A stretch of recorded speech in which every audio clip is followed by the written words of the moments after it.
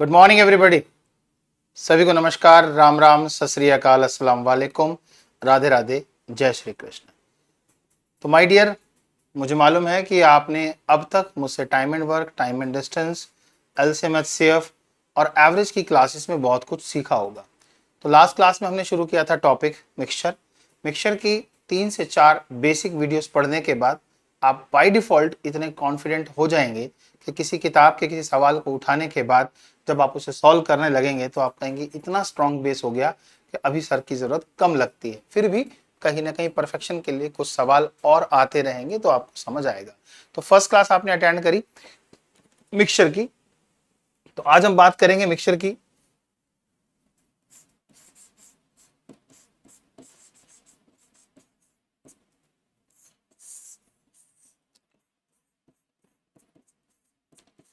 Day 2 की class में।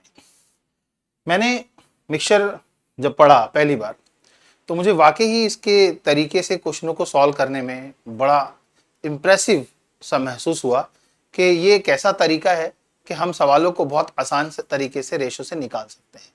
लेकिन जब इसको पढ़ते पढ़ते पढ़ते मैं कुछ और आगे निकला तो मुझे लगा कि इसमें थोड़ा सा टाइम लगता है रेशो बनाने में, कभी कभी डेटास के हिसाब से।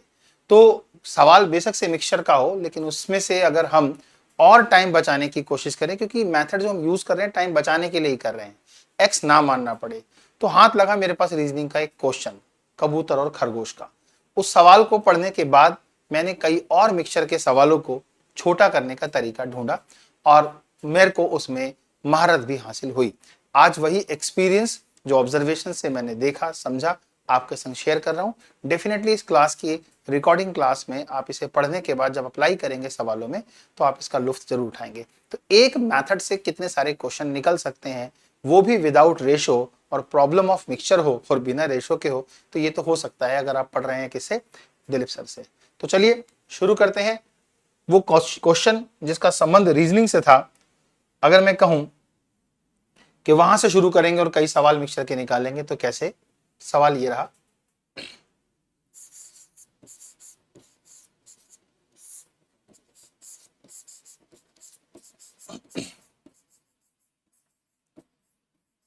The number of heads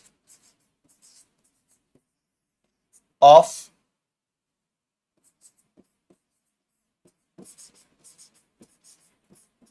elephants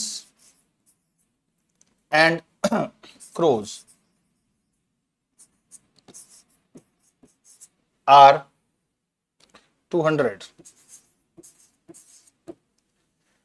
हाथी और कौवों के सिरों की संख्या 200 है। If the number of feet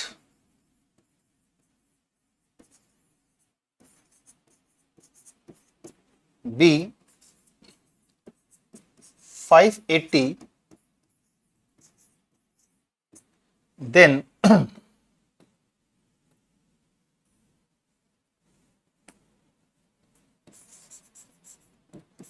find the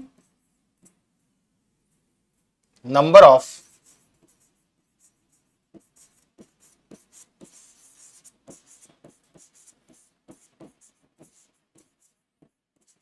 elephants and crows। हाथी और कौवों के सिरों की संख्या 200 है, जबकि उनके पैरों को गिना जाए तो 580 है। हमें बताना है कि कितने हाथी और कितने कौवे हैं। ये कैलकुलेट करने के लिए हमारे पास 3 तरीके हैं आमतौर पे इस सवाल को सॉल्व करने के लिए।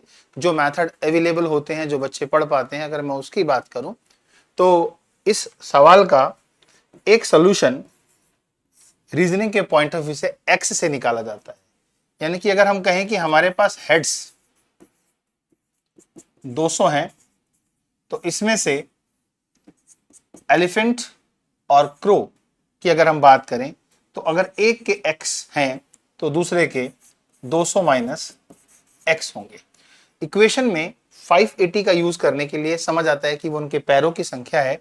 तो जब इसमें इक्वेशन बनाई जाएगी तो हाथी के पैरों की संख्या 4 से मल्टीप्लाई होगी और क्रोज की 2 से। यहां इसका जो टोटल आएगा वो पैरों में 4x आएगा, जबकि इसका मल्टीप्लीकेशन 400 माइनस 2x आएगा। अब आप कहेंगे कि टोटल क्या है, फीट है, और उसकी वैल्यू रखी जाएगी 580 के बराबर। ये तरीका अवेलेबल है कहीं ना कहीं, बट मैं आपको इससे कुछ डिफरेंट पढ़ाना चाह रहा हूं। 580 में से 400 गया, बचा x, और यहां पर 180 बटे में 2, दिस इज 90। x का संबंध 90 से है और x का संबंध एलिफेंट से है। इसका मतलब हुआ कि एलिफेंट की जो संख्या है वो 90 है। ये एक तरीका है जहां पर एलिफेंट अगर 90 निकल गए तो 200 माइनस x का संबंध क्रॉस से है, मीन्स 200 में से 90 माइनस करेंगे तो 110 क्रोज यानी कि कबूतर भी निकल जाएंगे, सॉरी कौवे भी निकल जाएंगे। ये सवाल रैबिट एंड पिजन के नाम से आपने हो सकता है कभी ना कभी देखा हो। दूसरा तरीका जो आमतौर पे लोग पढ़ते हैं, इसे मिक्सचर का सवाल मानकर क्या करते हैं, 200 को तोड़ने के लिए हेड्स को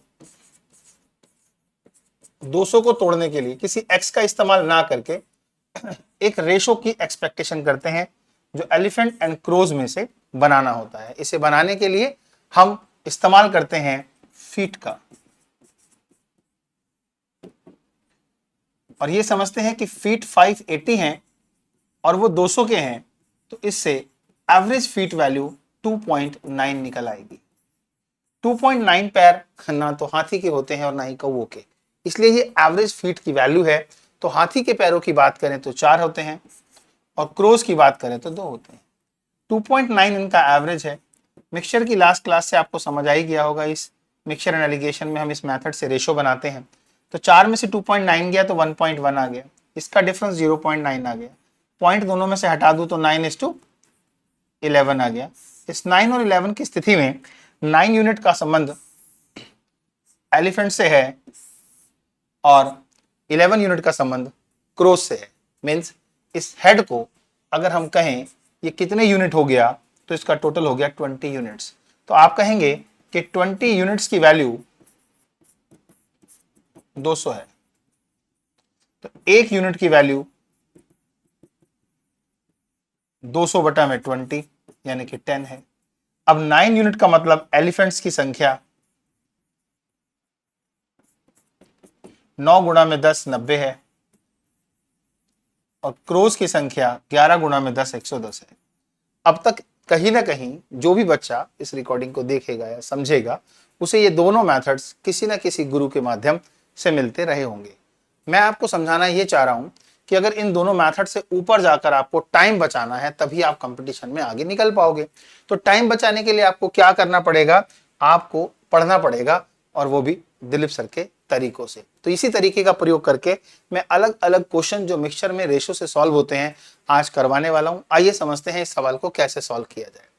जैसा कि क्वेश्चन के सोल्यूशन में जो मैं नया आपको तरीका बताने वाला हूं, उसमें आपको सीधे सीधे देखना है हेड्स आपके पास कितने हैं, 200, और फीट कितने हैं, 580। मुद्दा क्या है, एलिफेंट और क्रोज। आप किसी एक को अपना प्रश्न मान लीजिए आपको एलिफेंट्स निकालने हैं, क्रोज तो अपने आप घटा के भी निकल जाएंगे। तो ऐसे में आप ये मानेंगे कि अगर आपका ये प्रश्न है तो आप ये मान लेंगे कि ये इस प्रश्न के अंदर है ही नहीं। मीन्स क्रोज जिनके पैरों की संख्या 2 होती है, एलिफेंट जिनके पैरों की संख्या 4 होती है, फिलहाल काम की शुरुआत एलिफेंट से ना करके सिर्फ क्रोज से कीजिए और सिर्फ ये मानिए कि एलिफेंट ना होते और सारे के सारे ये सिर क्रोज यानी कि कौवों के होते, तो आपके पास 200 गुणा में 2 के हिसाब से मैक्सिमम पैरों की संख्या 400 ही आ पाती। यहां आप देख रहे हैं जो पैर 400 हो पाते वो प्रश्न में 580 क्यों हो पाए, यानी कि उसमें 180 पैरों का डिफरेंस किसने पैदा किया। ऑफ कोर्स हाथी ने किया होगा, क्योंकि हाथी के पैर क्रोज से ज्यादा होते हैं और एक हाथी इस बात की जिम्मेदारी लेता है कि उसके एक क्रो की तुलना में 2 पैर फालतू हैं। यदि पैरों के इस फालतू संख्या में हाथियों का ही योगदान है और एक हाथी 2 पैरों की जिम्मेदारी लेता है, तो 2-2 पैरों से अगर इसे भाग किया जाए तो कितने हाथियों को यह जिम्मेदारी लेनी पड़ेगी। That means the answer for the elephants in this question without any x, without any ratio is very much clear to all of you in an easy method by Dilip sir. अब आप कह सकते हैं कि elephants ऐसे clear हो गए तो क्रोज कैसे क्लियर होंगे। स्वाभाविक सी बात है, 200 में से 90 निकाल देंगे तो आपका आंसर 110 इजी आ जाएगा। मैटर ये नहीं करता कि आपको सवाल सॉल्व करना आता है, मैटर ये करता है कि टाइम बचाना और इजी कैलकुलेशन आती है तो आप लोगों से डेफिनेटली आगे निकल जाओगे। एक लॉन्ग जंप की अगर मैं कंपटीशन की बात करूं, एक आदमी पट्टी से पीछे से दौड़कर ही लॉन्ग जंप को जीत सकता है, अदरवाइज फाउल हो जाएगा।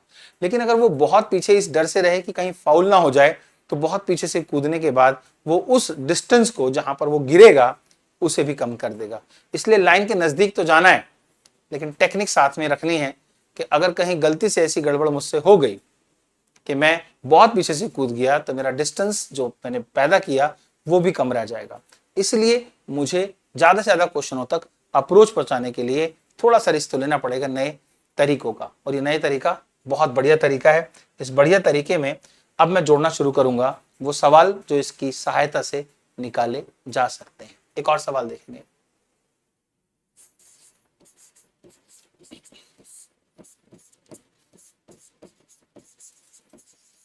A person distributed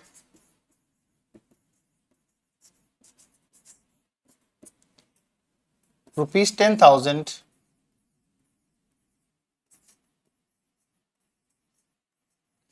among 50 children। एक व्यक्ति ने 10,000 रुपए को 50 बच्चों में बांटा। If each boy gets 180 rupees and girl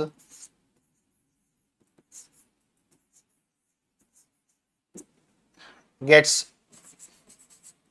rupees 230,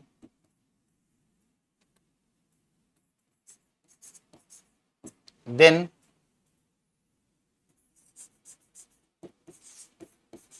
find the number of boys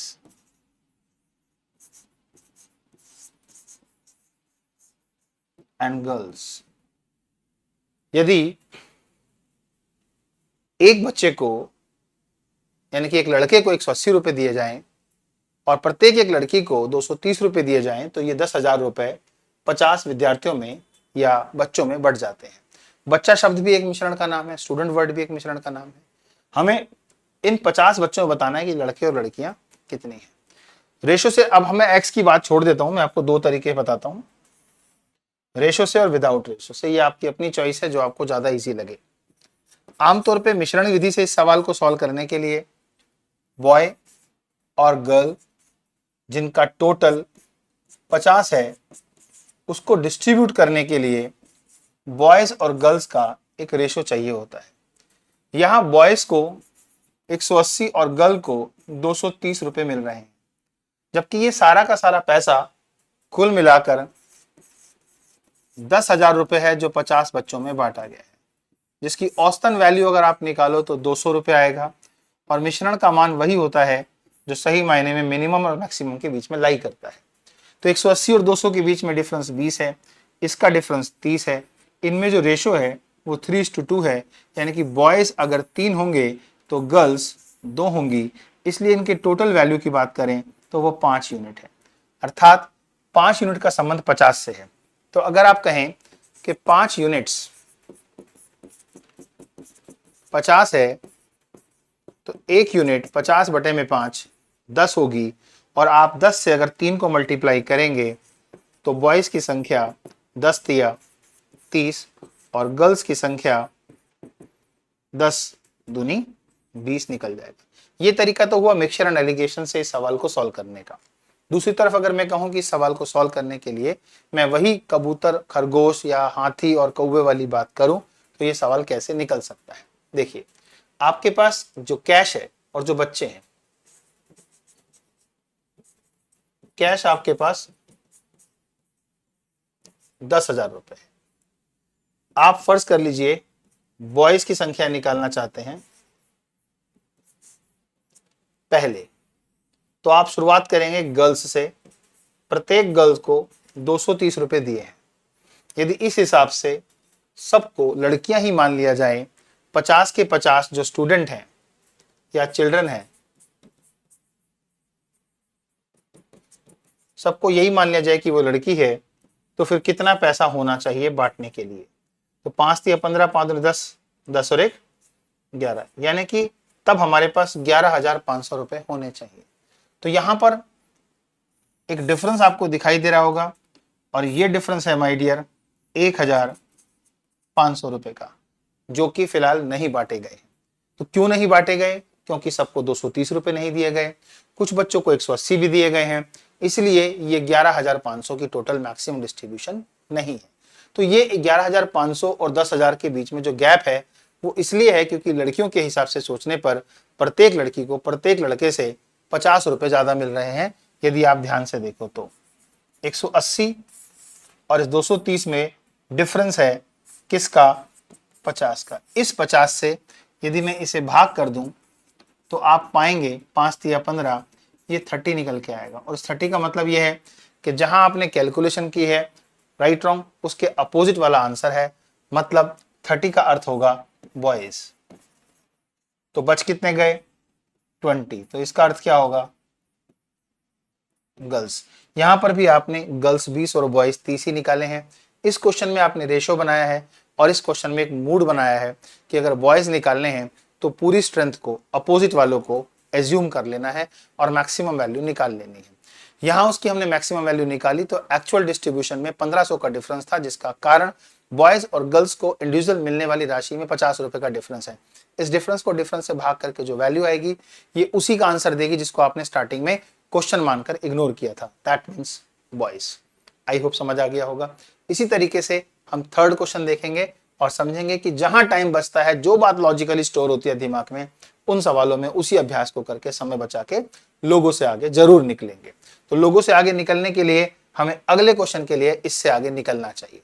एक और सवाल देखते हैं, परसेंटेज के बेस पर पॉपुलेशन का यही मेथड इस्तेमाल करके मैं आपको सिखाऊंगा।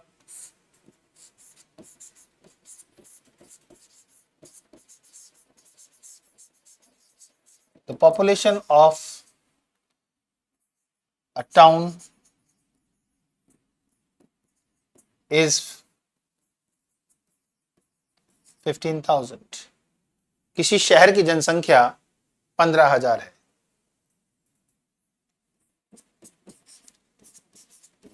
In certain year,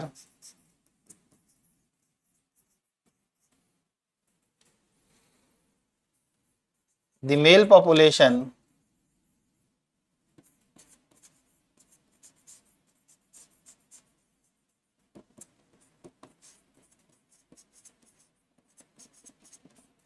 increased by 10%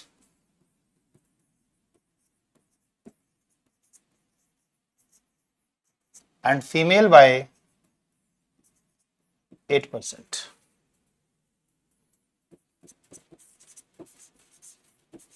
If total population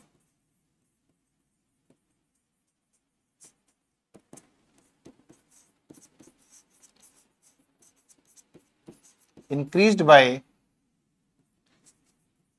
1,300 persons, then find the male and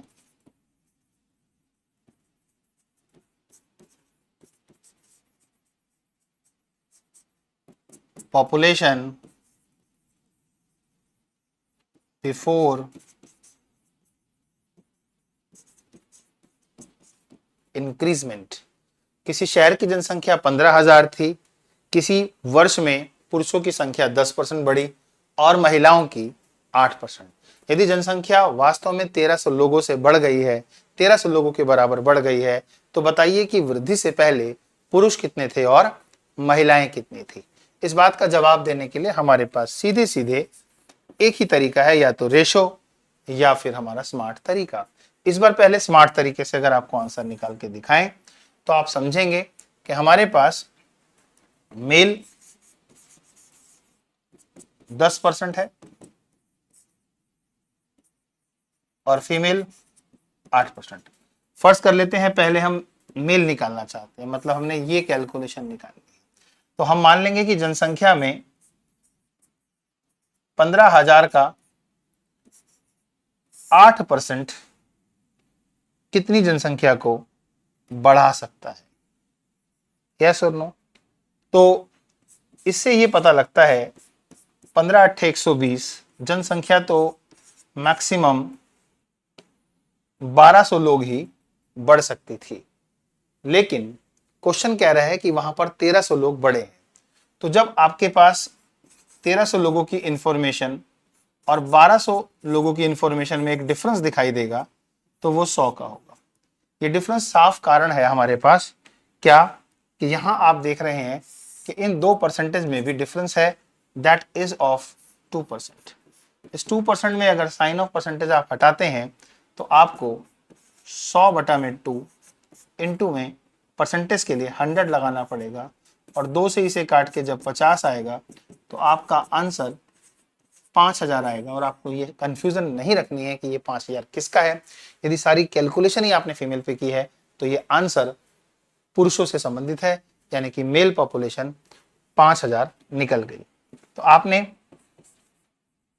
mail before increment 5000 निकाल लिए, तो फीमेल इन 15,000 लोगों में जाहिर सी बात है 5 में से घटाएंगे तो 10,000 आएगा। ये तरीका रहा आपका वही जानवर, पशु और पक्षी के हिसाब से सॉल्व करने का। अगर आप इस सवाल को परसेंटेज में रेशो से करना चाहते हैं, मिक्सचर के मेथड से करना चाहते हैं, तो आपके पास मेल की पॉपुलेशन और फीमेल की पॉपुलेशन में 10% और 8% है।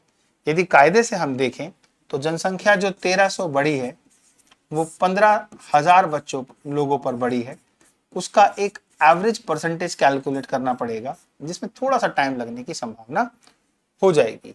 तो 1300 लोग इसके हिसाब से अगर हम देखे जाएं, 1 2 3 ज्यादा काट दिया हमने, ये 2 कट गए और एक ये कट गया। 5 से भाग करेंगे तो ये आएगा 26, 5 या 15, यानी कि 26/3 जो है वो हम यहाँ लिखेंगे।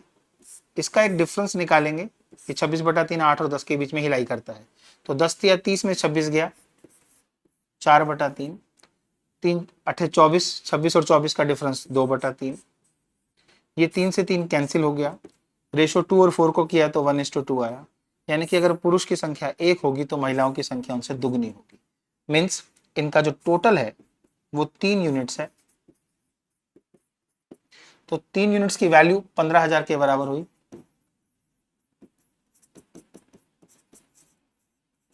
एक यूनिट की वैल्यू आप समझ गए, भाग करते ही 5000 होगा। यहां एक यूनिट का संबंध मेल से है, इसलिए मेल पॉपुलेशन 5000 हो गई। फीमेल का संबंध 2 यूनिट से है, यानी कि एक यूनिट को 2 यूनिट बनाएंगे तो गुणा करेंगे 2 से, तो आंसर 10,000 आएगा। ये सवाल बहुत इंपॉर्टेंट है, पेपरों में पूछा जाता है, इसीलिए आपको ये दोनों में से कोई भी एक तरीका जो बहुत अच्छे से समझ आ सकता है उसका इस्तेमाल करके आप अपना मैथ्स इंप्रूव कर सकते हैं। हालांकि इसको सॉल्व करने का तीसरा तरीका एक्स है और उसकी मुझे फिलहाल ज़रूरत नहीं है। तो देख लीजिए अच्छे से, बढ़िया समझ आ रहा होगा। थोड़ा टाइम इसलिए दे रहा हूँ बीच में रुक के, ताकि आप अपने नोट्स अगर बना रहे हो तो बिल्कुल इसको नोट डाउन कर लें।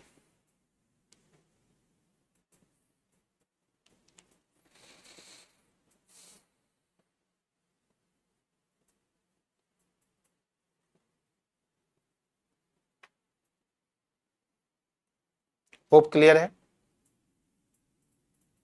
यही जो सवाल परसेंटेज में दिखता है, सिंपल और कंपाउंड इंटरेस्ट के, एक सिंपल इंटरेस्ट के क्वेश्चन को भी हम फ्रेम कर सकते हैं परसेंटेज और इंटरेस्ट को लेके, जहां पे वो मिक्सचर भी है और उसमें रेशो का प्रॉब्लम भी है, बट हम उसे इस तरीके से कैसे सॉल्व कर सकते हैं अगले सवाल में देखेंगे। मुझे उम्मीद है आपको बात मेरी पूरी समझ आ रही होगी।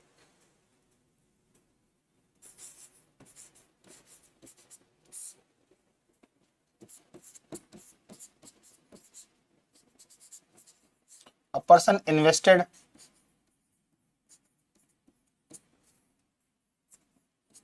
₹4,000 in 2 parts.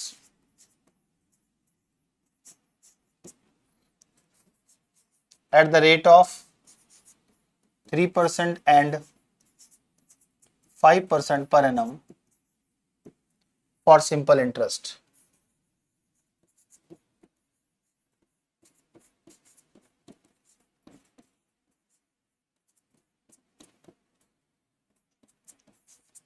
If he gets rupees 144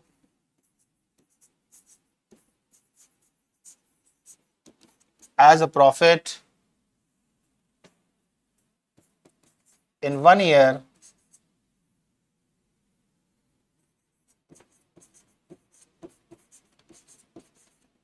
then calculate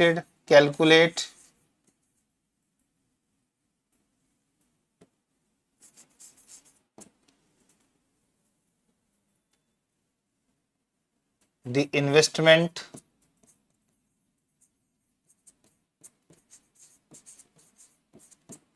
done in both the parts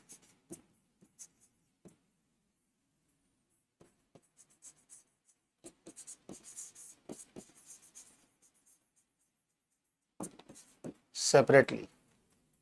एक व्यक्ति ने 4,000 रुपए को निवेश किया दो भागों में और पहले भाग पर ब्याज की दर 3% और दूसरे भाग पर 5% रही।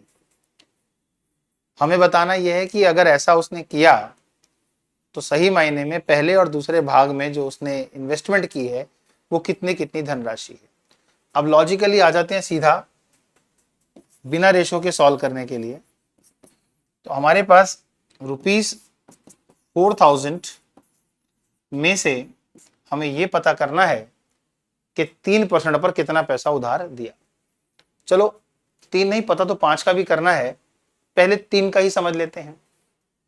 यदि एक हमारे पास 3% है और एक 5% है और हम मान रहे हैं कि हमें पहले ये पता लग जाए तो वो अपने आप पता लग जाएगा, तो एक काम करते हैं, सारे के सारा पैसा 5% पर ही उधार दे के देखते हैं।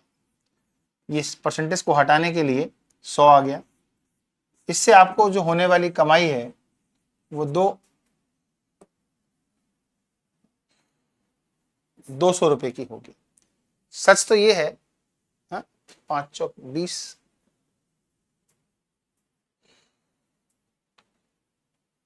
यस 200 रुपए की होगी।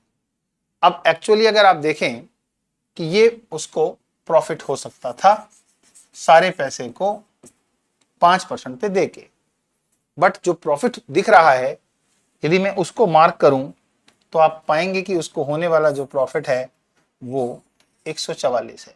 यानी कि प्रॉफिट कम क्यों रह गया? क्योंकि उसने सारा पैसा 5% पे नहीं दिया, कुछ पैसा 3 पे भी दिया है, इसलिए इस डिफरेंस के यानी कि इस वैल्यू के कम होने की वजह से प्रॉफिट कम रह गया। तो प्रॉफिट देखते हैं भैया कितना हुआ है। प्रॉफिट हुआ है 144 रुपए का, जो कि यहां से आपको दिखता होगा। इन दोनों में जो आपको डिफरेंस दिखाई दे रहा है वो डिफरेंस है 56 रुपए का। क्यों है ये डिफरेंस? क्योंकि इन दोनों में भी डिफरेंस आपको दिखाई दे रहा होगा 2% का। जैसे ही मैं इसे डिफरेंस 2% से भाग करूंगा तो मुझे 56 को 2 से भाग करने के साथ साथ परसेंटेज का निशान, जैसा कि मैंने पिछले क्वेश्चन में भी 100 लगा के हटाया था, तो 2 से भाग करेंगे तो 28 आएगा और 100 से गुणा करेंगे तो 2800 आएगा। यहाँ आपको सोचना है कि आपने रेशो तो नहीं बनाया, तो ये 2800 निकला किसका? कैलकुलेशन जब सारी की सारी आपने 5% पे की है और प्रश्न चिन्ह आपने यहाँ लगाया है, तो आपका आंसर भी ये आया है इन्वेस्टमेंट डन एट 3%। तो ये आपका आंसर है इन्वेस्टमेंट डन एट 3%। 2800 आ गया। अब इन्वेस्टमेंट डन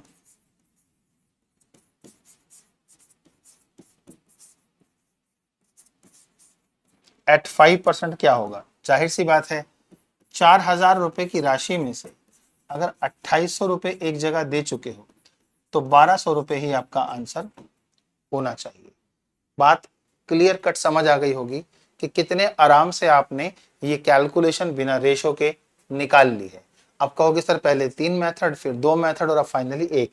आज स्टार्टिंग में क्लास में मैंने आपसे कहा था कि मैं मिक्सचर के कुछ क्वेश्चनों को रेशो से हटा के सॉल्व करना चाहता हूं, इसलिए अब तक हर सवाल में इस मेथड का मैंने यूज किया और अब मैं अगले कुछ सवालों में इसी का इस्तेमाल करके आपको इसकी आदत डाल दूंगा और आपका टाइम बचाने का तरीका आपके पास पहुंच जाएगा। तो दूसरों से जीतने के लिए एक ही तरीका अपनाना है, वक्त बच जाए दूसरा वाला लगा रहे। यस, ताकि हम नए क्वेश्चन में पहुंच जाए और जल्दी से पेपर को देके ज्यादा से ज्यादा क्वेश्चन करके ये साबित कर पाए कि मेरे पास समय की कोई कमी नहीं थी, क्योंकि मेरे पास गुरु की कोई कमी नहीं थी। गुरु आपके पास थे और आप उनके साथ थे। और सवालों की बात करते हैं।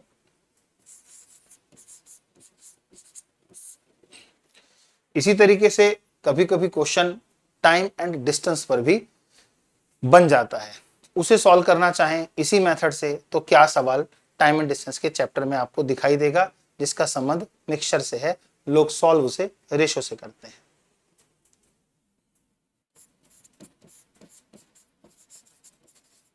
A person traveled 61 kilometer in 9 hours in 2 parts. एक व्यक्ति ने 61 किलोमीटर की दूरी को 9 घंटों में 2 भागों में तय किया। In first part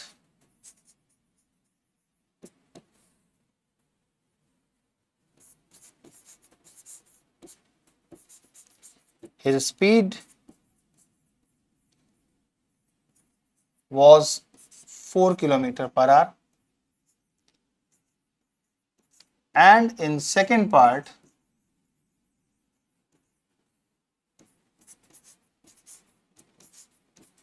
(9 kilometer per hour).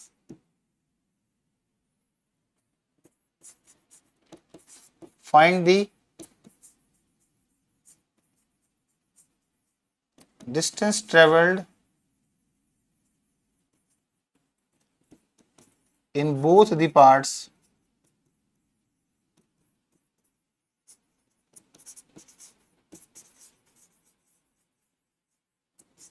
separately. एक व्यक्ति ने 61 किलोमीटर की दूरी को 9 घंटों में तय किया। पहले भाग में उसकी चाल 4 किलोमीटर प्रति घंटा रही और दूसरा 9 किलोमीटर प्रति घंटे से तय किया। इस प्रकार आपने ये देखा कि 2 पार्ट्स में जब उसने डिस्टेंस ट्रेवल किया तो डिस्टेंस हमें नहीं दिखाई दे रहा, पहले पार्ट का क्या है, दूसरे का क्या है, इसीलिए वो क्वेश्चन आपसे पूछ भी रहा है। इस सवाल का जवाब देने के लिए हम अपने इसी मेथड के साथ अगर काम करें तो समझते हैं कि जो डिस्टेंस हम निकालना चाहते हैं, चाहे वो पहले पार्ट का है चाहे दूसरे पार्ट का है, वो टाइम इनटू में स्पीड से सॉल्व होता है। यदि मैं पहले पार्ट का डिस्टेंस निकालना चाहूं तो उसकी पहले पार्ट की स्पीड होगी जो कि क्वेश्चन में दी हुई है 4 किलोमीटर पर आवर। इस सवाल का उत्तर तभी निकल पाएगा जब इस डिस्टेंस के लिए मेरे को टाइम मिल पाएगा। इस टाइम को निकालने के लिए मुझे, क्योंकि मैंने ये इस्तेमाल कर रहा हूं, मैं इसका आंसर निकालना चाह रहा हूं, तो मुझे इसके अपोजिट पे काम करना होगा और समझना होगा जो डिस्टेंस ट्रेवल हुआ है उसका संबंध 61 किलोमीटर से है। लेकिन अगर मैं 4 किलोमीटर को छोड़कर 9 घंटे 9 किलोमीटर पर आवर की स्पीड से ट्रेवल करता तो ये डिस्टेंस 61 ना होकर 61 से ज्यादा 81 किलोमीटर होता। यस और नो? मतलब मैं अपोजिट फंक्शन पे काम कर रहा हूं 4 का आंसर निकालने के लिए। मान रहा हूं कि 4 की स्पीड नहीं है, 9 घंटे में 9 की स्पीड से ट्रेवल करता तो मैं 81 किलोमीटर ट्रेवल कर पाता। तो इन दोनों में आप एक डिफरेंस देख रहे हैं, यानी कि 20 किलोमीटर का डिस्टेंस कम ट्रेवल हो पाया। तो जैसे ही 61 को मैंने इसमें से घटाया तो पाया कि 20 किलोमीटर का डिस्टेंस कम रह गया। कम तो रहना ही था, क्यों? क्योंकि ये जो चाल है ये 9 से कम है। हर 1 घंटे में इस चाल की वजह से 5 किलोमीटर का डिस्टेंस कम ही ट्रेवल हो पाएगा कंपैरेटिव टू 9 किलोमीटर। यानी कि 5 किलोमीटर पर आवर के हिसाब से इसने कितने घंटे तंग किया होगा, इस डिस्टेंस के कम होने की वजह कितने घंटे रही होगी। तो 4 के हिसाब से नहीं बेटा, 9 के हिसाब से नहीं, क्योंकि ये डिफरेंस जो पैदा हुआ है वो 9 और 4 5 किलोमीटर पर आवर के हिसाब से पैदा हुआ है। तो 5 किलोमीटर पर आवर के हिसाब से जब इसे आप कैलकुलेट करेंगे तो किलोमीटर से किलोमीटर कट जाएगा, 5 से 20 कट जाएगा और आंसर आएगा 4 आवर्स। अर्थात ये नुकसान इस चाल की वजह से 4 घंटे इस चाल के इस्तेमाल होने की वजह से हुआ है और इसका जो समय है वो 4 घंटे है। इसलिए इसका जो डिस्टेंस है वो टाइम इनटू में स्पीड में यहां से आ गया 4 घंटे। और यहां से आ गई इसकी स्पीड 4 किलोमीटर पर आवर। आपके आर से आर कट गया, 16 किलोमीटर का डिस्टेंस फर्स्ट पार्ट में निकल गया, यानी कि जो आपका 61 किलोमीटर का डिस्टेंस है उसमें पहले पार्ट में ट्रेवल होने वाला डिस्टेंस 16 किलोमीटर है, और दूसरे पार्ट वाले के लिए आप सीधे सीधे 61 में से इसको माइनस करेंगे तो 11 में से 6 गया 5, 5 में से 1 गया 4, ये डिस्टेंस आपका 45 किलोमीटर है। तो सेकेंड पार्ट का डिस्टेंस 45 है और फर्स्ट पार्ट का डिस्टेंस 16 किलोमीटर है। This is the magical calculation in the class of Dilip sir, which can give you so many ways, right, to find out the answer. But select maximum those formulas or method which saves your time. Time कैसे बच रहा होगा, सवाल को आप note कर रहे हैं तो नोट कर लीजिए। बढ़िया समझ आने के लिए सिर्फ एक ही काम करना होता है, बढ़िया से पढ़ना। तो बढ़िया से पढ़ना आपके हाथ में है, बढ़िया से पढ़ाना मेरे हाथ में है। अभी इस 35-36 मिनट की क्लास में आपने जो चीज सीखी है वो आपको अच्छे से पता है। इससे आगे भी अभी हम इसी क्लास में बने रहेंगे और आपको और भी बहुत सारी चीजें सिखाते रहेंगे जो आपका समय बचा सकती है।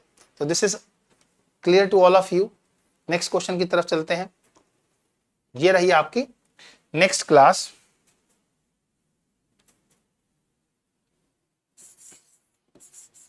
यानी कि sorry, next question of mixture. Mixture के सवालों में जब आप इस कबूतर और खरगोश के मेथड से कई सवालों को आसान बना पाते हैं, वहीं कई ऐसे सवाल भी आपके सामने आएंगे जिन्हें आसान बनाने के लिए आपको अभी कुछ और भी मुझसे सीखना पड़ेगा। तो क्या सीखना पड़ेगा? देखिए, हम मिक्सचर में दूध पानी की बातें करते रहते हैं, कभी कभी स्पिरिट और वाटर की बात भी हम करेंगे, कभी कभी अल्कोहल और वाटर की बात भी करेंगे। तो कुछ ऐसे सवाल भी होंगे जब हम अलग अलग जगह से कुछ वैरायटीज के मतलब अलग अलग वैरायटीज पे क्वांटिटी खरीद कर उसे मिक्स करके बेचेंगे तो भी हमें वो सवाल समझने होंगे। आइए समझते हैं, अगर एक शॉपकीपर के साथ ऐसा कोई सवाल बनता हो जो दो अलग अलग वैरायटी की चीनी को खरीद कर मिक्स करके प्रॉफिट पे बेचना चाहता हो, और ऐसे में आपसे कहा जाए कि उसका वो प्राइस क्या रखे ताकि उसे profit according to the question हो जाए, तो 2 जगह से खरीदे तो कैसे करें, 3 जगह से खरीदे तो कैसे करें, इन सवालों पे भी चर्चा कर लेते हैं। देखते हैं दुकानदार से बनने वाले कुछ मिक्सचर के सवाल जो प्रॉफिट एंड लॉस से निकल के आते हैं।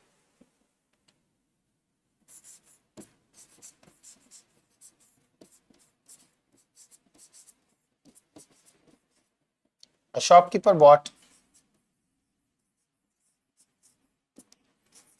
25 kilogram sugar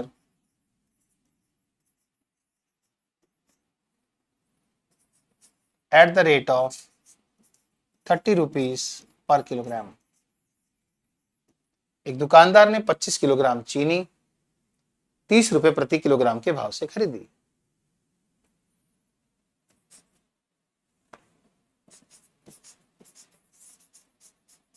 He again bought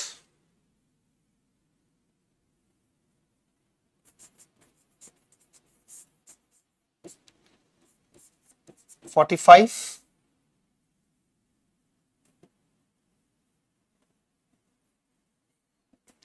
55 kilogram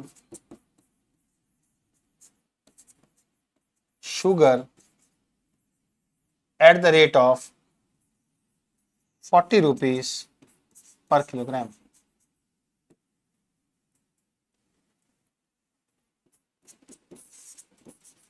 If he gain 20% by selling the mixture of both,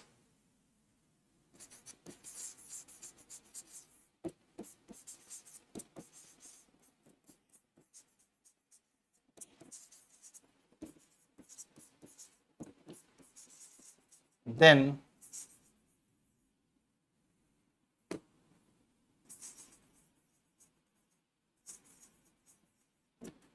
calculate the selling price.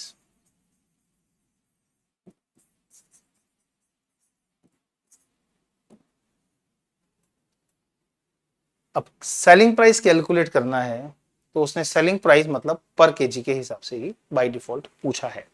इसको कैलकुलेट करने के लिए सबसे पहले हमें समझना होगा कि इस व्यक्ति ने किया क्या है।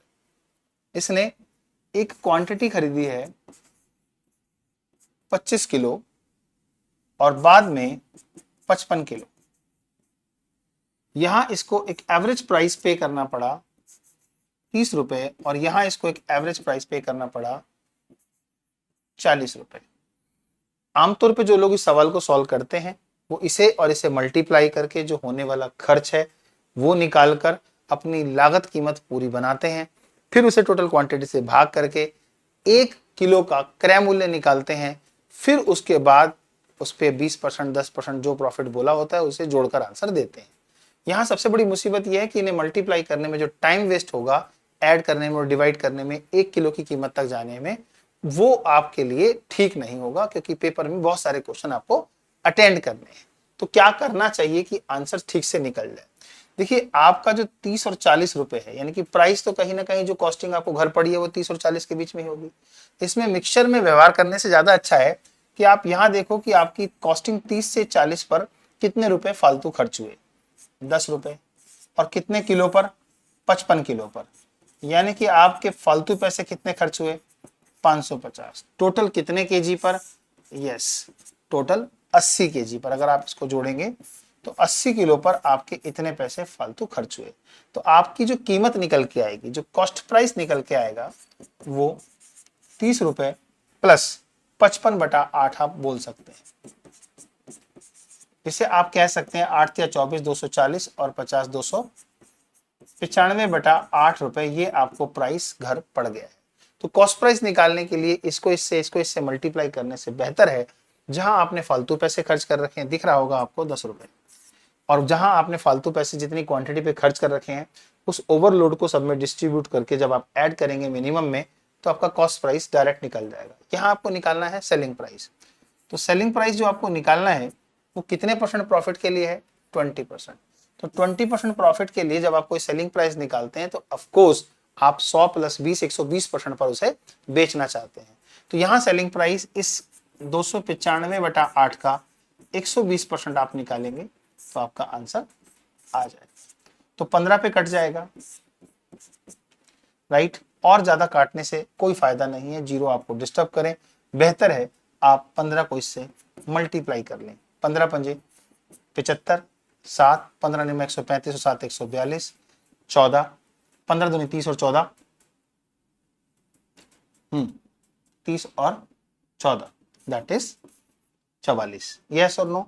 अब 100 से भाग करेंगे तो आपका आंसर आएगा, आपका सेलिंग प्राइस 44 रुपए 25 पैसे प्रति किलोग्राम रहा होगा जब इस मिक्सचर को मिलाकर बेचा गया होगा। तो यहां मैंने अगर आपको बचाया है तो किस चीज से बचाया है, सिर्फ इस चीज से कि आप इसमें शायद ऐसा करते कि 25 को 30 से गुणा करते, फिर 55 को 40 से गुणा करते, और फिर दोनों की टोटल वैल्यू 80 से इसे भाग करते।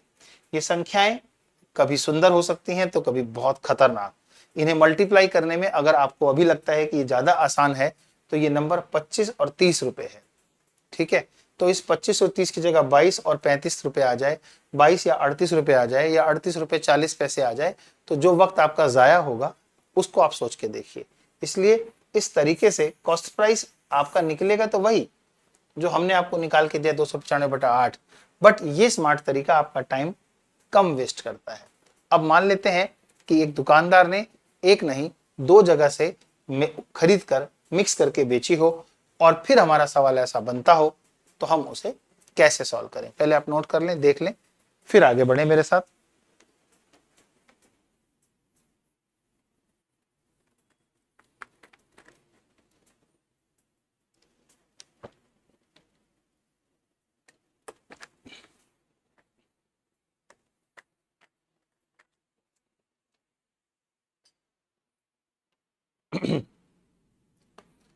Let's see the next question.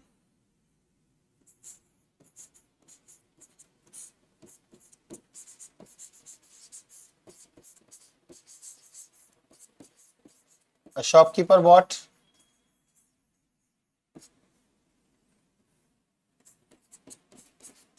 15 kilogram sugar at the rate of 25 rupees per kg, 20 kilogram sugar at the rate of 30 rupees per kg, and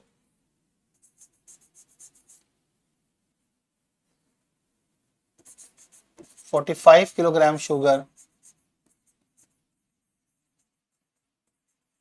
at the rate of 40 rupees per kilogram.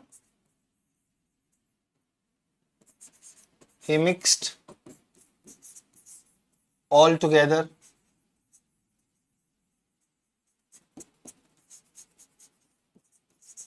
and sold with 10% profit.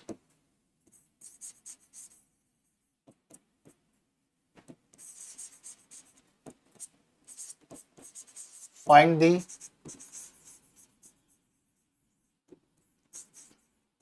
selling price of 1 kilogram sugar. एक दुकानदार ने 3 अलग अलग कीमतों पर अलग अलग मात्रा को खरीद कर जब मिलाकर बेचा तो उसे 10% लाभ हुआ।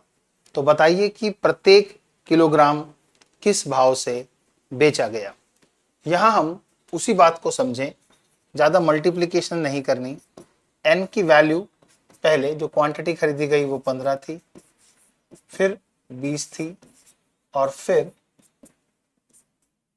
45 थी। आप चाहो तो इस n की वैल्यू को चेंज कर सकते हो क्योंकि सारी संख्याएं 5 से भाग हो रही हैं।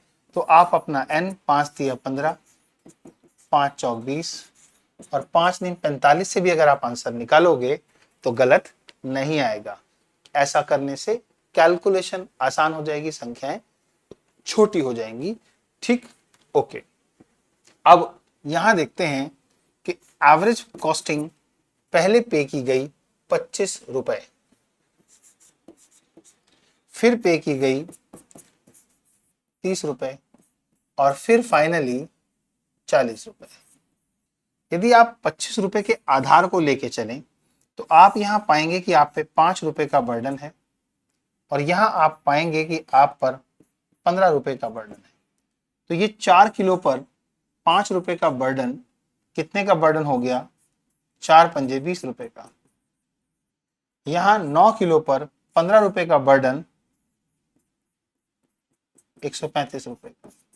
ओवरऑल बर्डन आपका 155 रुपए का। कितने किलो पर? 9 4 13, 13 और 3 16। यदि मैं कहूं कि आपका कॉस्ट प्राइस आपको क्या पड़ा तो मिनिमम वैल्यू जहां आप 25 मान रहे थे वहां बर्डन एवरेज आपको पड़ा ये। इसे आप जैसे चाहें वैसे लिख सकते हैं, चाहे आप 155/16 ही लिख लीजिए। सॉल्व करेंगे तो 25 को 16 से गुणा करने पे 400 आता है, तो ये हो जाएगा आपका 555/16। आप इस कीमत पे जो आंसर निकालना चाहते हैं वो आंसर है 10% प्रॉफिट पर। यदि इसकी अप्रोक्सीमेट वैल्यू आप निकालना चाहें तो 16 तिया 48 होगा, जहां 2 यहाँ और 5 7 और 7 और 5 75। 75 के लिए 16 से भाग करेंगे तो 16 चौके 64। डेसिमल में अगर आप इसकी अप्रोक्सीमेट वैल्यू निकालना चाहते हैं तो 34 रुपए कुछ पैसे है। तो 64 और 75 के बीच में जो गैप है वो 5 और 6 11 का है। 11 में जैसे ही आप डेसिमल के बाद 0 लगाएंगे 110 आएगा।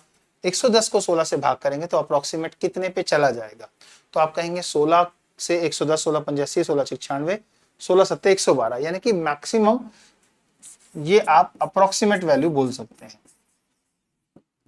34 रुपए 70 पैसे के करीब आप इसकी अप्रोक्सीमेट वैल्यू बोल सकते हैं।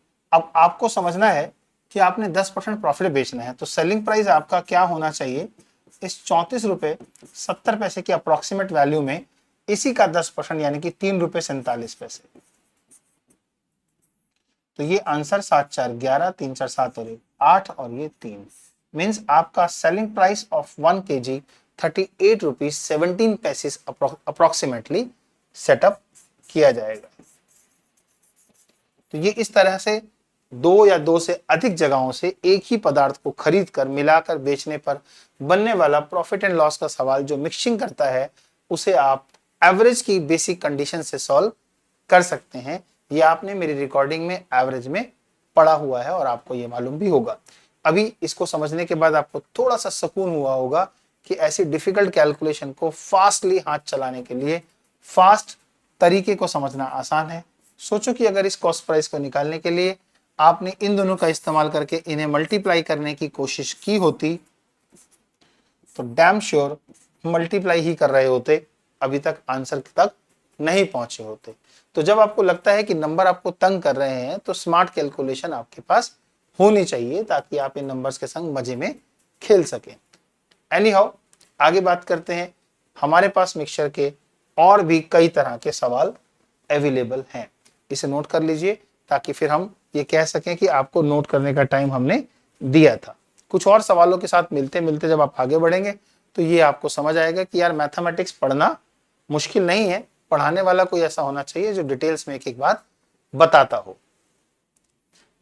आइए इसके बाद समझते हैं कि और किस तरह का सवाल हमारे सामने आ सकता है। देखिए, जब हम किसी शराब की बोतल में से शराब को निकालकर ग्लास में डालते हैं तो वो प्योर शराब अल्कोहल ही होती है, लेकिन जिस समय हम उसमें पानी मिला देते हैं तो वो एक मिक्सचर बन जाता है। आमतौर पे पार्टीज वगैरह में कई लोग कहते हैं यार तूने इसमें पानी कम मिलाया है, थोड़ा सा और मिला दे।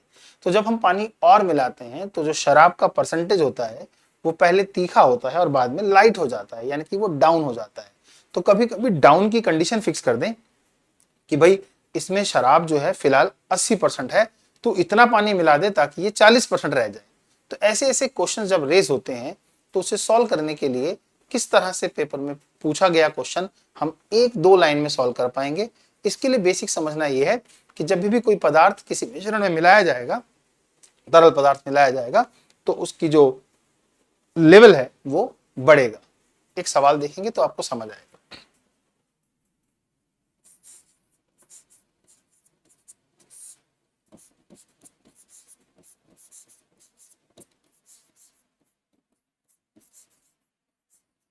In the mixture of 300 ml,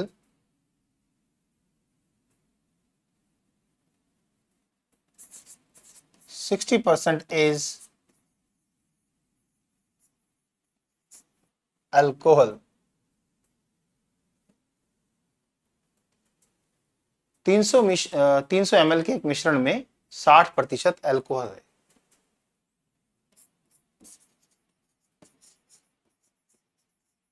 How much quantity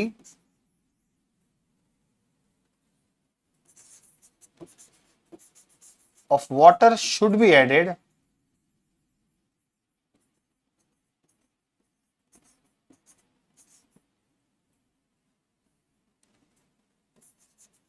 for 40%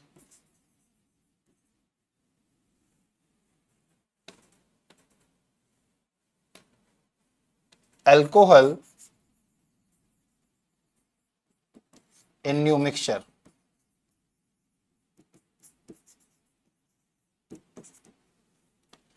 किसी 300 ml के एक मिश्रण में हमारे पास 60% उसमें अल्कोहल है। हम चाहते हैं कि इसमें कुछ पानी मिलाया जाए और अल्कोहल 60 से 40% रह जाए।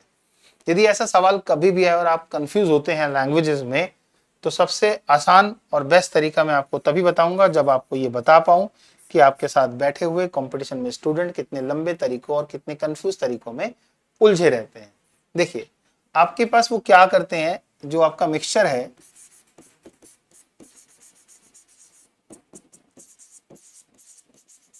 300 ml, इसमें वो सबसे पहले अल्कोहल का 60% निकालते हैं और फिर ये बताते हैं कि इसमें अल्कोहल की मात्रा 180 ml है। और फिर कहते हैं क्योंकि अल्कोहल ना तो छेड़ा जा रहा है, निकाला जा रहा है, ना डाला जा रहा है, उसे फिक्स करना है।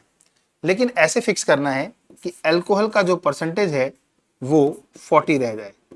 अल्कोहल को 40% करना है 180 ml पर, तो मिक्सचर का नया वैल्यू क्या होगा? तो हम समझते हैं अगर किसी मिक्सचर में 40% को अल्कोहल समझा जाए तो 100% क्या होना चाहिए? ऐसे सवाल को सॉल्व करने से हमारे पास 2 नीम 18, 2 दूनी 4, 2 से काटे हैं 50, 450 ml का मिक्सचर होना चाहिए। यानी कि ये मिक्सचर 300 से 450 हो जाना चाहिए, जिससे कि आपको डिफरेंस इसका दिखाई देता है 150 ml वाटर रिक्वायर्ड। और इस प्रकार आपके सवाल का आंसर आपको मिल जाता है। बट मैं समझता हूं कि इतना काम करने की इस सवाल में कोई खास जरूरत नहीं थी। इसे आसान तरीके में सॉल्व करने के लिए हमें क्या करना चाहिए? हम समझ रहे हैं किसी गिलास के अंदर अगर 300 ml है तो पानी डालने से 300 से ऊपर तो जाएगी। ऊपर किसी भी वैल्यू को ले जाने का मतलब है ज्यादा करना। एक संख्या को उससे ज्यादा करने का एक ही तरीका है, किसी ऐसे फ्रैक्शन से गुणा किया जाए जिसका न्यूमरेटर डिनोमिनेटर से बड़ा हो। अब इस बात को समझ के समझना आंसर कैसे आएगा। तो हम इस 300 ml में एक फ्रैक्शन मल्टीप्लाई करना चाहते हैं और हमारा एक्सपीरियंस ये है कि अल्कोहल पहले 60 था अब 40 है, जबकि यहाँ वाटर मान लें तो पहले 40 था अब 60 है। इनमें से जहां भी आप फ्रैक्शन बना के सोचेंगे आपको एक समझना होगा कि किसका न्यूमरेटर बड़ा है, यानी कि किससे आंसर ज्यादा आ सकता है, इससे या उससे। ये इसकी क्वांटिटी को नीचे ले जाएगा क्योंकि न्यूमरेटर छोटा है, और ये ऊपर ले जाएगा। इसलिए जैसे ही आप 300 ml में 60/40 का प्रयोग करेंगे तो आप पाएंगे कि आपका आंसर तो निकल गया। 75 गुणा 6 450। इस 450 ml तक आप 300 ml को ले जाना चाहते हैं, तो आप समझ गए कि ये difference 150 ml water.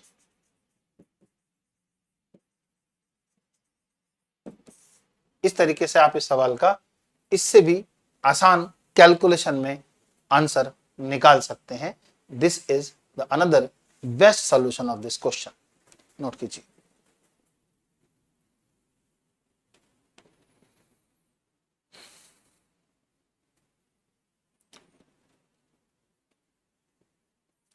Hope enjoy कर रहे होंगे, मजा आ रहा होगा, समझ आ रहा होगा।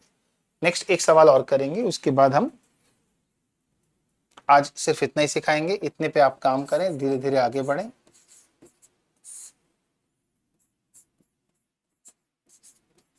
When 30 ml या 30 liters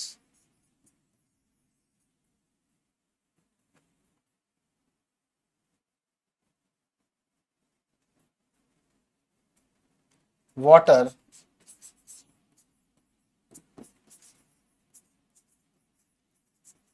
taken out from a mixture of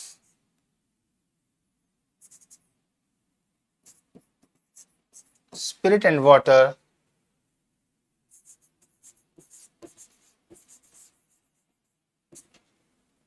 then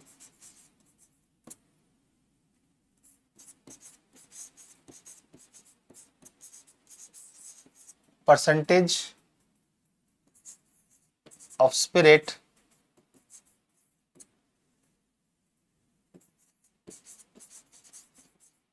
becomes 20 from 15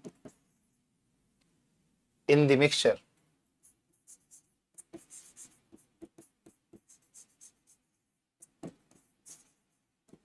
Find the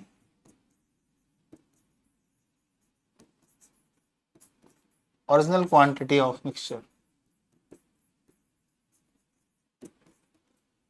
question कह रहा है कि यदि किसी मिश्रण में से 30 लीटर पानी को निकाल लिया जाए, बाहर निकाल लिया जाए, तो ऐसी स्थिति में जो स्पिरिट है उसकी जो परसेंटेज वैल्यू है वो 15 से 20 हो जाती है। Means the concentration of the spirit becomes 20 from 15 in a mixture. Find the initial quantity of the mixture, या ओरिजिनल क्वांटिटी क्या थी। देखिए, अगर मैं ये कहूं कि इस सवाल को सॉल्व करने के लिए आप क्या कर सकते हैं, तो आप कहेंगे सर ओरिजिनल क्वांटिटी को x मान लो।